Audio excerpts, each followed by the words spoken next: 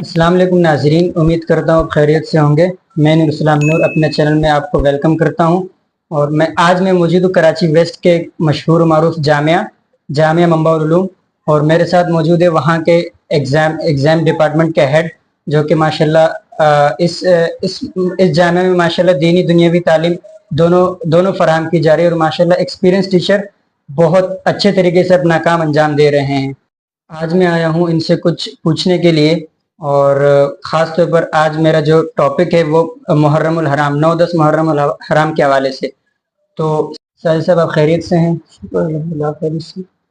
تو ساجد صاحب، آپ سب سے پہلے ہمیں یہ بتائیں کہ آپ کا جامعہ کیسے چل رہا ہے پڑھائی کے حوالے سے؟ الحمدللہ جامعہ منبع العلوم 1998 سے اپنے تعلیمی فرائض سر انجام دے رہا ہے، جی ماشاءاللہ، جس میں تقریباً 150 کے قریب ٹیچرز وہ دنیاوی اور دینی تعلیم سے طلباء اور طالبات کو آراستہ کر رہے ہیں الحمدللہ۔ جی ماشاءاللہ، اور جامعہ اور اس کے برانچز میں اب تک الحمدللہ اس وقت 2000 کے لگ بھگ طلباء و طالبات زیر تعلیم ہیں، ماشاءاللہ جو اس وقت الحمدللہ پڑھ رہے ہیں۔ ماشاءاللہ، اللہ آپ کے کام کو ایک خوبصورت طریقے سے انجام دے رہے، اور آپ لوگوں کے حوالے سے بھی۔ تو ساجد صاحب، میں آیا ہوں آپ سے خاص طور پر محرم الحرام 9-10 محرم الحرام کے حوالے سے بات کرنے کے لیے۔ تو سب سے پہلے آپ مجھے یہ بتائیں کہ 9-10 محرم الحرام کی حقیقت کیا ہے؟ سب سے پہلے ہمیں یہ جاننا چاہیے کہ محرم الحرام اس میں مخصوص 9-10 جو تاریخیں ہیں 9 اور 10 کی، جی، ان کو ایک خاص فضیلت حاصل ہے، لیکن مجموعی طور پر محرم الحرام کے مہینے کو بھی فضیلت حاصل ہے۔ اللہ رب العزت نے قرآن کریم میں ارشاد فرمایا کہ مہینوں کی تعداد اللہ رب العزت کے یہاں وہ 12 ہے، ان میں سے 4 حرمت والے ہیں، انہی حرمت والے مہینوں میں سے ایک محرم الحرام کا مہینہ بھی ہے۔ ویسے تو محرم الحرام کا مہینہ مکمل مہینہ یہ شہر اللہ جس کو کہتے ہیں کہ اللہ کے مہینوں میں سے ایک مہینہ ہے، لیکن چونکہ 9 اور 10 کا جو ہے اس کا ایک اس کے ساتھ تاریخی واقعات اور اسی طرح بہت سارے رونما واقعات ان کے ساتھ بڑا تعلق ہے۔ مسلم شریف میں حضرت عبداللہ ابن عباس رضی اللہ تعالیٰ عنہ سے روایت ہے کہ نبی کریم صلی اللہ علیہ وسلم جب مدینہ منورہ تشریف لائے تو یہودیوں کو دیکھا کہ وہ عاشورہ کا یعنی 10 محرم کا روزہ رکھتے، تو آپ علیہ السلام نے ان سے پوچھا کہ آپ لوگ اس طرح کیوں کرتے؟ تو انہوں نے کہا یہ وہ دن ہے جس دن اللہ رب العزت نے حضرت موسیٰ اور ان کی قوم کو فرعون اور اس کی لشکر سے نجات دی۔ تو آپ علیہ السلام نے فرمایا پھر ہم تو آپ لوگوں سے زیادہ موسیٰ کے قریب ہیں۔ تو آپ علیہ السلام نے صحابہ کو فرمایا کہ یہ صرف 10 کا رکھتے ہیں اس خوشی میں، تو ہم مسلمان 9 اور 10 کو رکھیں گے۔ تو آپ علیہ السلام نے 9 اور 10 محرم کو روزہ رکھنے کا حکم دیا۔ تو یہ حضرت موسیٰ علیہ السلام جو ہے اللہ رب العزت نے 10 محرم میں ان کو فتح دی، تو اسی کو مناسبت سے اس دن روزہ رکھنے کی بڑی فضیلت ہے۔ ہمارے جو ملک میں خاص طور پر پاکستان میں یہ جو آج کل جو ہے خاص طور پر حضرت امام حسن اور امام حسین، ان کو زیادہ تر یعنی وہ محرم الحرام میں خاص طور پر زیادہ تر مانتے ہیں، تو اس بارے میں آپ کیا کہیں گے؟ دیکھیے محرم الحرام خصوصاً جو 10 محرم ہے اس کے ساتھ جو ہے تاریخی واقعات کا بھی تعلق ہے۔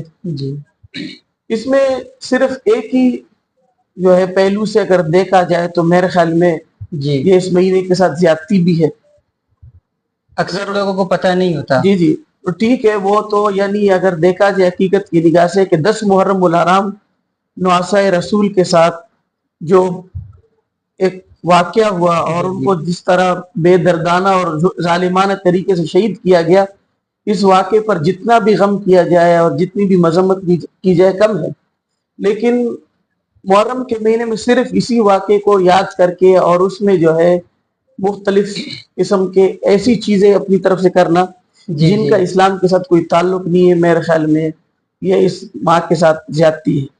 اچھا، تو مولانا صاحب، جو آج کل جو پاکستان میں خاص طور پر یا پھر اور بھی ممالک ہیں جہاں پر جو ہے یہ جو نام کے مسلمان اگر ان کو کہا جائے تو میرے خیال سے غلط نہیں ہوگا، تو یہ لوگ جس طرح سے جلوس نکال رہے ہیں اور دوسرے انسانوں کو تکلیف دے رہے ہیں، یہ تو انسانیت کو تکلیف دینے والی بات ہو گئی نا۔ تو آپ اس بارے میں کیا کہیں گے؟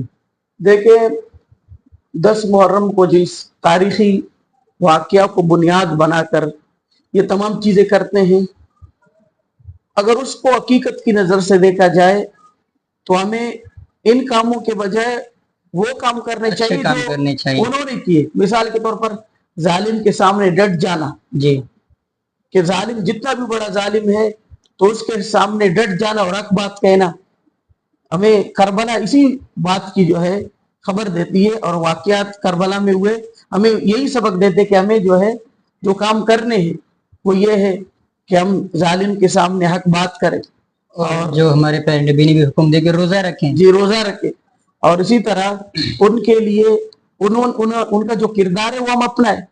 اب آج کل ہم جو کر رہے ہیں ان میں سے ایک بھی کربلا والوں سے ثابت نہیں. جی بالکل.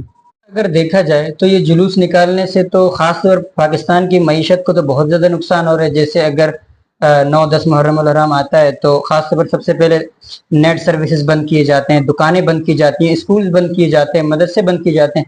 تو یہ تو ملک کا نقصان ہے. تو میرے خیال سے تو اس کا اگر کوئی رد عمل ہو تو آپ اس بارے میں کیا کہیں گے؟ دیکھیے اسلام نے ہر موڑ پر ہمیں گائیڈ کی، ہماری رہنمائی. جی بالکل.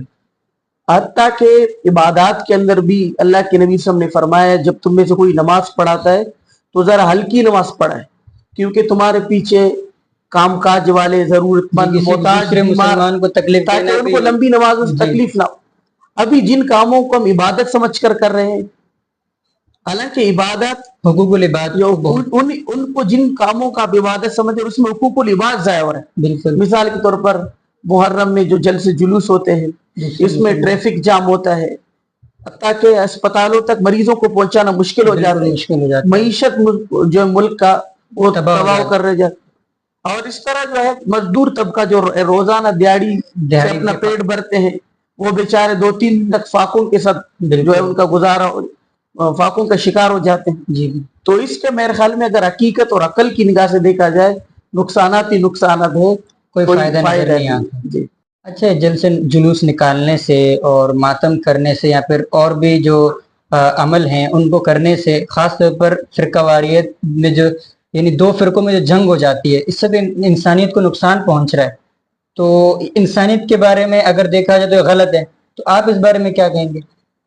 دیکھیے اول تو یہ جو بھی باتیں جو بھی کام کر رہے ہیں دین سمجھ کر رہے ہیں، اس میں اگر دیکھا جائے دین کی کوئی بات ہے ہی نہیں ہے. لیکن پھر بھی اگر کوئی ہمارے جیسے بزرگ کہتے ہیں کہ اپنے مذہب کو چھوڑو نہیں، دوسرے کے مذہب کو چھیڑو نہیں. جی. جو بھی وہ کرتے ہیں ہمیں ان سے کوئی گلہ شکوہ نہیں، لیکن مذہب کی آڑ میں دوسروں کے مقدسات کی جب توہین ہوگی جی تو ظاہر ہے اس صحابہ کے بارے میں کچھ غلط الفاظ تو اس سے جو ہے نفرت انگیز مواد کی تشہیر ہوگی. تو اس سے ظاہر ہے جو سامنے والا فرقہ ہے وہ تو اپنے مقدسات کی اس طرح توہین سرعام قبول نہیں کرے گا. تو یہی صورت ہوتی ہے فرقہ واریت کی، اور اس سے جو ہے وہ فرقہ واریت پھیلتی ہے اور فسادات شروع ہو جاتے ہیں. حالانکہ ہمارے پیارے نبی نے 4 صحابہ کو مختص کیا کہ یہ 4 صحابہ ہمارے ہیں. بالکل. لیکن اگر کوئی مانتا نہیں ہے تو اپنی 4 دیواری میں نہ مانے ان کو. جی بالکل. لیکن برسرے جو ہے روڈ اور محفل میں ان کو تان تشنیح کرنا تو کوئی بھی میرے خیال میں مسلمان اس کو گوارا نہیں کرتا. تو اس سے جو ہے ایک نفرت کی آگ بڑھتی ہے اور فرقہ واریت پھیلتی ہے. تو اس کے لیے حکومت وقت کو چاہیے کہ سد باب کرے، ان کو پہلے ہدایت کرے. جی اول تو یہ کہ آپ جلسے 4 دیواری میں کریں. 4 دیواری اگر روڈوں پہ نکلتے تو دوسروں کے مقدسات کی توہین نہ ہو.